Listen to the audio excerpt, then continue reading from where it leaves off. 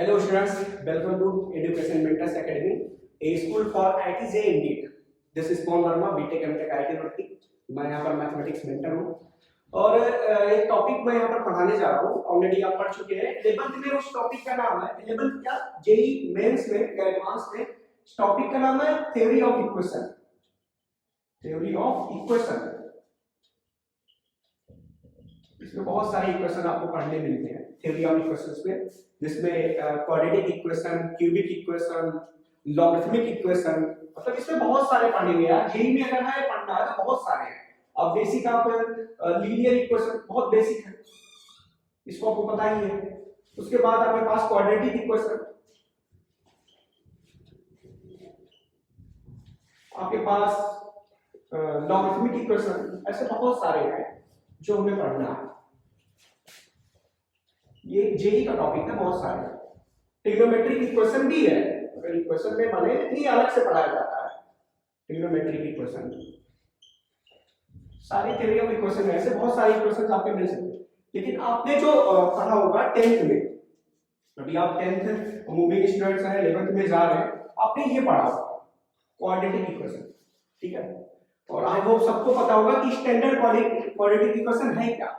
अगर मैं इसके बारे में बात करें तो डिस्कस तो यही किया जा सकता है, क्योंकि ये आपको जल्दी से समझ में भी आएगा। 10th में आप पढ़ के आए और आसान है, बहुत ही आसान है। लेकिन जेई पॉइंट ऑफ व्यू से इसमें बहुत सारी डिस्कशन की चीजें रहती हैं जो सिर्फ 10th में नहीं है, वो 11th में भी है। वो सारी चीजें 10th में तो बहुत छोटी छोटी इंफॉर्मेशन है इसके, मतलब इसको पहचान सको, यही सब इंफॉर्मेशन है। Sum of root, product of roots, बहुत सारी चीजें। लेकिन जो 11th में है वो लीनियर, क्वाड्रेटिक, लॉगरिथमिक, ट्रिग्नोमेट्रिक, ऐसे बहुत सारे इक्वेशंस पढ़ने पड़ते हैं जेई के लिए, जेई पॉइंट ऑफ व्यू से, ठीक है। तो चलिए मैं क्वाड्रेटिक के बारे में डिस्कस कर लेता हूं आपसे। आई होप आपको सबको पता होगा कि स्टैंडर्ड क्वाड्रेटिक इक्वेशन क्या है, ये सबको पता होगा। तो वो स्टैंडर्ड क्वाड्रेटिक इक्वेशन पे पहले लिख देता हूं। ये आपने पढ़ा होगा यार, स्टैंडर्ड क्वाड्रेटिक इक्वेशन।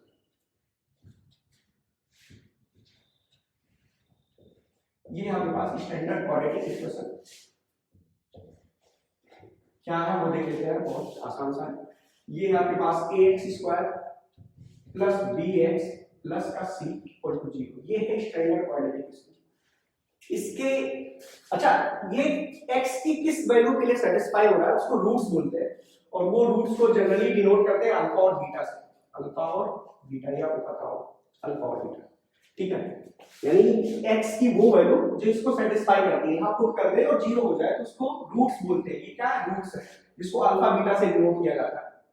ये रूट्स ऑफ क्वाड्रेटिक इक्वेशन, इन्हीं रूट्स को निकालना है हमें और कुछ इनके बीच में रिलेशन पता करना है, यही सारी चीजें हैं। लोकेशन ऑफ रूट्स भी है एक टॉपिक जो आपके 11th में मिलता है, जेई सेक्शन में, 10th में नहीं बताया जाता। और बहुत सारी चीजें इसको ग्राफिकल मेथड से भी सॉल्व करना, और एलिमिनेशन मेथड है, और बहुत सारे मेथड है इसके। इसमें आपके पास मेकिंग परफेक्ट स्क्वायर भी है, तो बहुत सारे मेथड से इसको सॉल्व किया जाता है। बीच में देखो, बीच वाला टर्म स्प्लिट करते हैं, दिस इनटू दिस, बीच का एडिशन, तो बहुत सारी चीजें आपने 10th में कर रखा है, ठीक है। जो जेई में जो यूज होता है मेथड, और जो पूरा जेई में पढ़ना पड़ता है इस क्वाड्रेटिक किस तरीके से पढ़ा जाता है, वो मैं बता रहा हूं आपको, ठीक है। चलिए स्टार्ट करते हैं। एक्चुअल में हमें x की वैल्यू पता करना है, क्या होता है? अल्फा और बीटा पता करना। x अगर हम फाइंड कर लेंगे तो हमें पता चल जाएगा कि इसका रूट क्या है, अल्फा और बीटा, वो मिल जाएगा। चलिए इसको फाइंड करते हैं, ठीक है। आसान सा है फाइंड करना, टफ इतना तो है नहीं। और इसके पीछे एक इंटरेस्टिंग स्टोरी है। ये अपने श्रीधराचार्य करके साइंटिस्ट थे, इंडियन थे यार, इंडियन मैथमेटिशियन। उन्होंने इसका सॉल्यूशन बताया था, इसको कैसे सॉल्व करते हैं। तो चलिए उन्हीं के पॉइंट ऑफ व्यू से इसको सॉल्व करना स्टार्ट करते हैं, ठीक है। उन्होंने क्या किया था थोड़ा समझ में आ जाएगा उन्होंने जो किया था इसको सॉल्व करने के।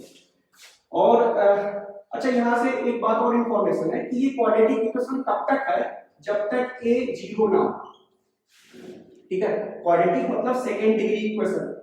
आपको पॉलिनोमियल बताया जाता है जिसमें डिग्री अगर 2 हो तो उसको बोलते हैं क्वाड्रेटिक इक्वेशन। x में अगर सेकंड डिग्री इक्वेशन आपके पास है, x में सेकंड डिग्री इक्वेशन है, तो उसको बोलते हैं क्वाड्रेटिक इक्वेशन, ठीक है। तो ये सेकंड डिग्री इक्वेशन है। अगर a 0 हो जाता है तो ये खत्म हो जाएगा, तो फिर ये लीनियर बन जाएगा। x में जिसकी डिग्री 1 हो ऐसे इक्वेशन को बोलते हैं लीनियर इक्वेशन, और x की डिग्री अगर 2 है तो उसको बोलते हैं क्वाड्रेटिक इक्वेशन। अच्छा, एक्सप्रेशन सिर्फ x में होना चाहिए, x में, ठीक। तो यहां से a 0 नहीं होना चाहिए, और जब a 0 नहीं होना चाहिए तो इतना देखते ही हम कर सकते हैं कि divide by a both side, पूरे को a से डिवाइड कर दो। तो a से जब डिवाइड करूंगा तो यहां x स्क्वायर बनेगा, यहां बनेगा आपके पास b अपॉन x, यहां होगा आपके पास c upon a equal to 0। ये बन गया ना, बहुत आसान सा। x से a से हमने डिवाइड कर दिया पूरे को, और 0 को भी a से डिवाइड करोगे तो 0 ही आएगा। 0 डिवाइड बाय a 0 ही होता है, कोई कंफ्यूजन नहीं क्रिएट करना, ठीक है। 0 divide by a 0, any 0 divide by anything equal to 0, anything मतलब वो 0 नहीं होना चाहिए। अगर मैं a 0 ले लेता तो 0 बाय 0 ये नॉट डिफाइंड है यार, ठीक है। इसीलिए आपको बताया गया है कि a 0 नहीं होना चाहिए, क्योंकि 0 बाय 0 नॉट डिफाइंड, अभी तक किसी ने पता नहीं किया। अगर आप कर सकते हो तो कर लेना यार, नाम हो जाएगा, मैं तुम्हारा नाम रिकमेंड कर दूंगा, पेटेंट करवा देना, ठीक है। नहीं बताना किसी को 0 बाय 0 क्या होता है। चलिए ठीक है, आगे बढ़ते हैं। तो आपके पास x square b by ax plus c by a equal to 0, इतनी इंफॉर्मेशन है। अब हमें क्या करना है कि इसको परफेक्ट स्क्वायर बनाना है। परफेक्ट स्क्वायर कैसे बनता है, अगर आपको याद करनी है तो मैं याद करने का तरीका बता देता हूं, वो तरीका मेमोराइज कर लेना। क्या याद करना, x लिख देना, यहां 1 होना चाहिए, कोफिशिएंट कुछ नहीं होना चाहिए, इसको डिवाइड करने का। अब जो ये बच रहा है ना इसका हाफ कर देना चाहिए, बचा है ना इसका हाफ कर दो, तो b बाय 2a कर दो, ये हाफ हो गया, होल स्क्वायर कर दो, ये जो है इसका हाफ करके होल स्क्वायर कर दो, और बाकी जो बचा है उसको लिख दो प्लस का c बाय a जो बचा है। लेकिन जब इसका हाफ यहां कर दिए ना हाफ, तो इसी का होल स्क्वायर इसमें से हटा दो, minus b square by 4a square हटा दिया इक्वल टू 0। अब आप कहोगे सर ये क्या आपने लिखा, तो अगर मैं इसको सॉल्व करूं, इस पूरे को ओपन करूं, देखो x स्क्वायर ओपन होगा तो होल स्क्वायर, तो x स्क्वायर आएगा प्लस 2abx आ जाएगा, मतलब ये पार्ट आ जाएगा। आप समझ लीजिए, अगर इसको ओपन करेंगे तो यही ऊपर वाला बन जाएगा, यानी दिस इक्वल टू दिस, दोनों सेम है। आप ओपन करके देखते हैं तो ये ऊपर वाला ही बन जाएगा, ठीक है। तो आगे बढ़ता हूं, आई होप समझ में आ गया होगा। नेक्स्ट देखते हैं इसमें आगे क्या होने वाला है, बहुत सिंपल सा है। तो ये फर्दर ऊपर सॉल्व कर रहे हैं, ठीक है, इसको देखना है। तो ये है आपके पास x plus b by 2a whole square equal to, ये उधर ले जाओ पूरा, तो ये माइनस है तो इधर प्लस हो जाएगा, तो b square upon 4a square, और ये माइनस का c अपॉन a, ठीक है। ये फिर से हो जाएगा x plus b by 2a का होल स्क्वायर, ये क्रॉस मल्टीप्लाई कर लेते हैं ना, एलसीएम लेके, तो चलो एलसीएम लेके दिखा देता हूं मैं। इन दोनों का एलसीएम होगा 4a स्क्वायर, ये इससे डिवाइड करते हैं 1 आया, इसका मल्टीप्लाई, ये बेसिक है यार, आपने सीखा होगा। यहां से 4a आया, इसमें मल्टीप्लाई तो माइनस का 4ac, ये आ गया आपके पास, ठीक है। इसके बाद ये एक्सप्रेशन कुछ अजीब सा दिखा हुआ ने श्रीधराचार्य जी को, एक्सप्रेशन अजीब सा दिखा b स्क्वायर माइनस 4ac, तो अब a b c था तो d से कोई दुश्मनी नहीं है, तो हम क्या लेंगे, d ले लेंगे इसकी जगह पर। ऐसा उन्होंने सोचा होगा, ऐसा मैं बोल रहा हूं यार, सोचा कि नहीं सोचा पता नहीं, लेकिन b स्क्वायर माइनस 4ac कुछ अजीब सा दिख रहा है ना, तो a b c दिखा था तो इसको d मान लो यार, क्या फर्क पड़ता है। तो ये पूरा इक्वेशन देखो क्या बनने वाला है, ये x plus b by 2a का whole square equal to d by 4a square, where d is called discriminant of quadratic equation, d is called discriminant of quadratic equation of QE, लिख देता हूं मैं, QE for quadratic equation, d discriminant of quadratic equation, ठीक है। ये आ गया अपने पास। अच्छा, डिस्क्रिमिनेंट क्यों बोला गया, यही d ही बताएगा कि अपना रूट्स कैसा है, मतलब रियल है या इमेजिनरी है, वो सेकेंड पार्ट अभी देखेंगे क्या होने वाला है उसमें, लेकिन अभी रूट्स निकालना है, अल्फा और बीटा निकालना है। तो ये एक्सप्रेशन जो अपने पास था क्वाड्रेटिक का, इसको हमने सॉल्व करके यहां तक पहुंच गए, बहुत ही आसान, यहां तक पहुंच गए, नीचे मिटा देता हूं, ठीक है। नेक्स्ट देखते हैं हम लोग क्या करते हैं। आई होप इसको भी मिटाना है, क्लियर हो गया होगा आप लोगों को। ये यहां से यहां तक पहुंच गए, वहां से स्टार्ट करते हैं, पूरा क्वाड्रेटिक इक्वेशन वही है। d मान लिया गया है हमने b स्क्वायर माइनस 4ac को, d इज कॉल्ड वेयर, यहां नहीं लिखा मैंने, where d is called discriminant of QE, और जहां d क्या है b स्क्वायर माइनस 4ac है, ठीक है। चलिए आगे बढ़ते हैं। तो यहाँ तक हम लोग आ गया था अपना एक्सप्रेशन, यहाँ तक आ गया। तो आगे बढ़ते हैं, क्या करने वाले इसको। तो ये हो जाएगा x plus b by 2a का whole square equal to d upon 4a square. यहाँ रूट इधर ये हटेगा तो इधर रूट हो जाएगा, तो x plus b by 2a equal to under root plus minus d by 2a हो जाएगा ये। ओके, 4a स्क्वायर मतलब 2a, ये रूट लेने के बाद इतना हो गया। यहां से x की वैल्यू आ गई आपके पास, ये पूरा इधर ले जाओ, minus b by 2a plus minus under root d by 2a। यहां से x की वैल्यू हो जाती है minus b plus minus under root d by 2a। ये आपने पढ़ा होगा सीरीधराचार्य फार्मूले नाम से, क्या पढ़ा होगा, रूट्स निकालने का एक तरीका, ठीक है, सीरीधराचार्य फार्मूला या मेकिंग परफेक्ट स्क्वायर, वहीं से ये सब आता है, ठीक है। अच्छा, यहां से x की दो वैल्यू आ गई, एक ये है माइनस b प्लस का साइन लेंगे तो अल्फा उसको मान लिया, और माइनस का साइन लेंगे तो हमने बीटा मान लिया। तो x की दो वैल्यू मैं यहां पर लिख देता हूं, और दोनों को, एक को अल्फा माना गया और एक को बीटा माना गया, ठीक है। तो x यानी अल्फा इक्वल टू आ गया, अगर मैं प्लस साइन लूं, आप प्लस या माइनस कुछ भी ले सकते हैं, ऐसा नहीं है कि प्लस लिया तो अल्फा बोला, ऐसा नहीं है, माइनस भी ले सकते हो, लेकिन यहां मैंने अल्फा बोला है, डिवाइड बाय 2, और बीटा मैंने बोला minus b minus under root d by 2। ये दोनों रूट्स आपके पास आ गए, ठीक है। आप इसी के साथ खेलना है, यानी अपने पास आ गया वो रूट्स। क्वाड्रेटिक इक्वेशन अगर आपके पास ऐसा है, ax square plus bx plus c equal to 0, तो इसके दोनों रूट ये हैं, अल्फा और बीटा ये, ठीक है। आगे इंफॉर्मेशन इसके बारे में आपको बताया जाता है कि यहाँ d बताता है कि रूट्स कैसा है। अच्छा, आपको पता होगा कि अंडर रूट के अंदर कभी नेगेटिव वैल्यू आपने नहीं देखा होगा, 10th में तो नहीं देखे थे, 11th में पढ़ते हैं, चैप्टर है कॉम्प्लेक्स नंबर, जो अंडर रूट के अंदर क्या आता है, नेगेटिव की चीजों को डील करते हैं उसके साथ, एक बहुत बड़ा सा चैप्टर है कॉम्प्लेक्स नंबर। तो अंडर रूट के अंदर नेगेटिव होना एक इमेजिनरी नंबर के को बताता है, यानी वो रियल नंबर नहीं है। तो यहां से अल्फा और बीटा रियल होगा या इमेजिनरी होगा, उसको कौन बताएगा, उसको ये डी बताएगा, डिस्क्रिमिनेंट, यानी अंडर रूट के अंदर अगर डी नेगेटिव हो जाता है तो रूट्स इमेजिनरी हो जाते हैं, डी पॉजिटिव रहता है तो रूट्स रियल रहते हैं। अगर डी 0 हो जाता है, देखो यहां पर, देखो ध्यान से देखना, अल्फा और बीटा को देखो, अगर डी को 0 कर देना तो alpha minus B by 2a और बीटा भी माइनस बी बाई 2a, मतलब बोथ रूट्स आर इक्वल। तो कितना आसान है, याद करने की जरूरत नहीं है, एक्सप्रेशन अगर आपको याद है तो डी क्या क्या बता सकता है आपको पता चल गया। अगर डी नेगेटिव है मतलब ये इमेजिनरी को बताता है, इमेजिनरी नंबर बताता है, आपको पता है, नहीं पता तो सुन लो। अंडर रूट के अंदर अगर नेगेटिव है तो नंबर कैसा है, इमेजिनरी नंबर। तो अब रूट्स के बारे में, यानी रूट की इंफॉर्मेशन रियल है, इमेजिनरी है, इक्वल है, डिस्टिंक्ट रूट है, ये सब कौन बताता है, डी बताता है, ठीक है। देखते हैं कैसे। तो अगर अपने पास यहां से देखें, अगर मैं डी 0 कर देता हूं, केस 1, टाइप्स ऑफ रूट,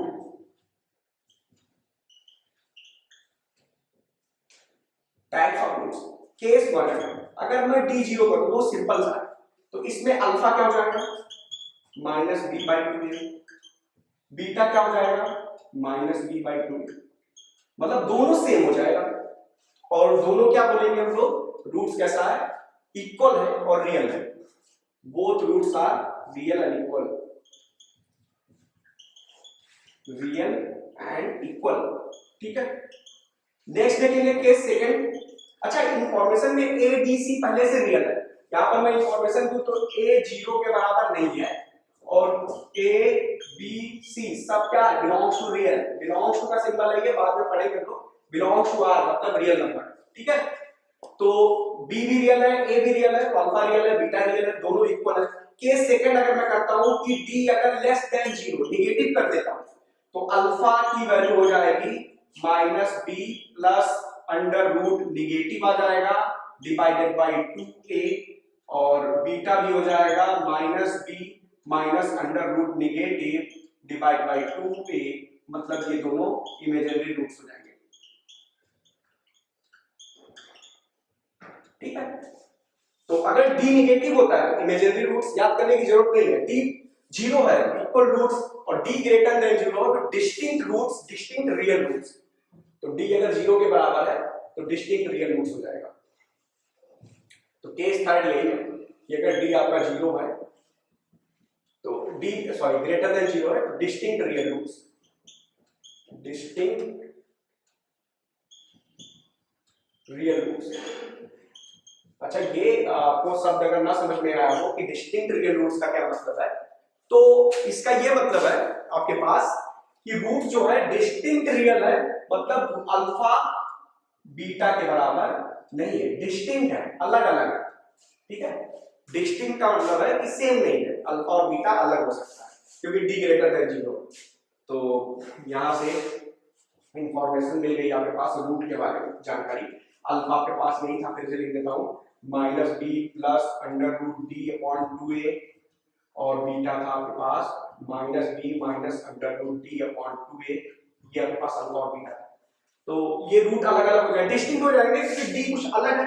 मान लो 5 है तो माइनस बी प्लस 5/2a और माइनस बी माइनस 5/2a, तो दोनों रूट्स अलग हो जाएंगे ना, इसलिए डिस्टिंक्ट रूट्स। ठीक है, relation between coefficients and root.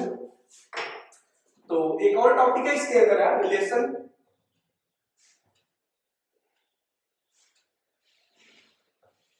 Between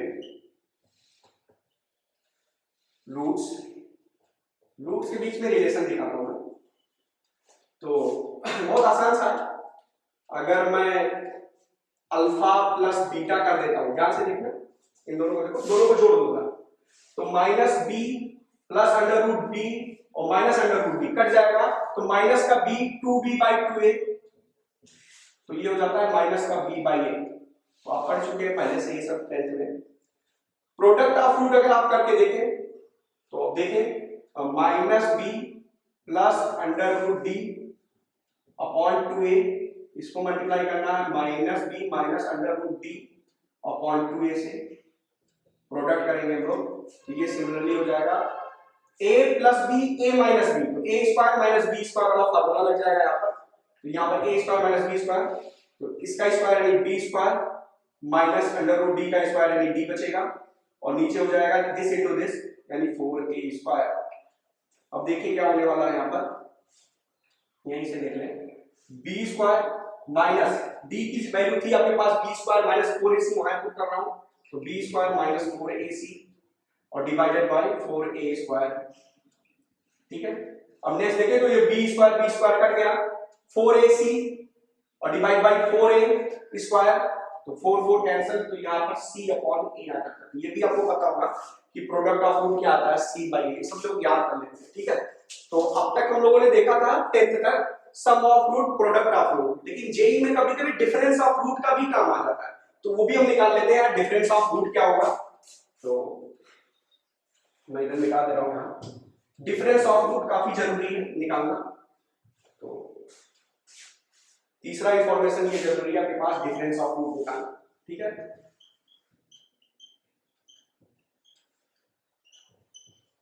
और वो आपके पास आ रहा है, ध्यान से देखिए आसान सा। अच्छा ये अल्फा माइनस बीटा, ये मॉड लगा रहा हूं मैं, डिफरेंस ऑफ रूट इसलिए बोल रहा हूं कि अल्फा बड़ा है या बीटा बड़ा हमें नहीं पता। ठीक है, अल्फा किसको बोला जा रहा है, बीटा किसको बोला जा रहा है, इंफॉर्मेशन नहीं है, इसलिए मॉड लगा के दे दिया मैंने। तो डिफरेंस ऑफ रूट हो जाएगा आपके पास, जो था अल्फा की वैल्यू रख देता हूं जो पता था हमें, minus B plus under root D upon 2a minus B minus root D upon 2a, दोनों डिफरेंस लेंगे तो ये दोनों कैंसिल हो जाएगा, under root d 2 root d by 2a हो जाएगा, 2 रूट डी बाई 2a, तो ये पूरा कट जाएगा, तो हो जाएगा under root d by a।